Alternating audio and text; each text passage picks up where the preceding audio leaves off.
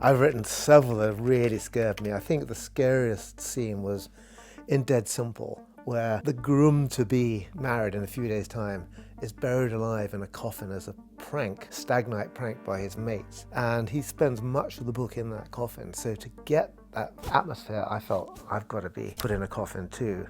And I arranged with a firm of undertakers. I said, would you put me in a coffin, screw the lid down and leave me for 30 minutes? I am deeply claustrophobic. I can't even sit in the back of a two-door car. Anyway, I rocked up at this firm. Oh yes, you've come to be put in a coffin, haven't you? He says, we got it all prepared for you. You really want to do this? And I said, I do. And he said, and you really want me to screw the lid down? And I said, I do.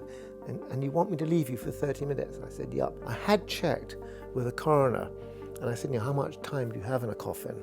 And the coroner said, well, if it's well made, 4 or 5 hours. He said, if you breathe normally. But if you hyperventilate, you could knock that down to 40 minutes. He closes the lid, right, and it all goes completely dark. I hear the screws going, and my first thought is, what if there's a spider in here? And then I'm thinking, what if he drops dead? What if he goes across the road to get a coffee and gets run over? It was the longest 30 minutes of my life. I was absolutely drenched in sweat, but it enabled me to write that character, Michael, in the coffin, I think, extremely powerfully.